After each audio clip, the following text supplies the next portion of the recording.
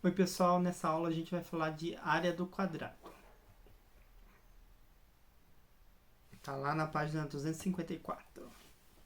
Vamos calcular a área do quadrado, mas antes de lembrar o que é um quadrado. Isso daqui é um retângulo, né? As características do quadrado. Lados opostos são paralelos, ok? Assim como do retângulo. Os ângulos internos são retos, assim como do retângulo. A diferença do retângulo para o quadrado é que todos os lados do quadrado têm a mesma medida. Beleza, como é que a gente calcula a área de um retângulo? A gente sabe que vai calcular base vezes altura. Vai pegar a quantidade da base, a quantidade da altura e vai multiplicar um pelo outro. O quadrado, a gente vai fazer a mesma coisa. Só que vocês sabem que os lados do quadrado são a mesma medida. Então aqui eu coloquei L de lado é que vai ser o mesmo valor. Isso aqui é 5, aqui é 5, isso aqui é 6, aqui é 6. E assim por diante. Então a gente vai fazer L vezes L, que é L ao quadrado. Tá? Essa é a área do quadrado. É só pegar uma das medidas, não importa qual, porque todas são iguais, e elevar ela ao quadrado. Vamos praticar um pouquinho. Esse daqui é um quadrado, tá? Como é que você vai saber se é um quadrado? Vai estar escrito que é um quadrado, tá? Ou vai ter as características dele. Para ter as características dele, aqui a gente precisaria dizer que os lados são congruentes e que pelo menos um dos ângulos é reto, tá? Se você coloca que um dos ângulos é reto, aqui você vai conseguir saber que os outros também são retos. Esse é um quadrado. Basicamente é isso.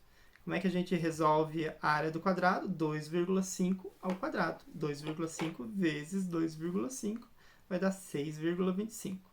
E como está em metro, vai ser metro ao quadrado. Muito importante colocar a unidade de medida de área, tá? Não vem dizer que é só 6,25. É 6,25 metros quadrados. Esse daqui também é um quadrado, acreditem. Como é que calcula a área dele? 0,3 vezes 0,3.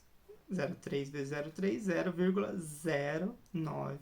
E no caso, centímetro quadrado. Beleza, 7 vezes 7, 49 milímetros quadrados. Tá? Vocês podem ficar tranquilos porque a figura ou vai ser um quadrado, ou um retângulo, ou um triângulo. Tá? Não vai ter área de losango para vocês ainda. Agora a gente vai calcular a área dessa casa aqui. Ó. Aqui é uma planta tridimensional da casa. Tá? Então a gente tem que identificar que figuras são essas e quais as medidas delas. Tá? Olha, esse 4M aqui, de 4 metros, significa que essa parede tem 4 metros. Tá? Nesse caso nosso, não vamos considerar se é a parte interna, se é a parte externa. Vamos fazer um cálculo meio por cima aqui, só para ter uma noção da área dessa casa. Tá?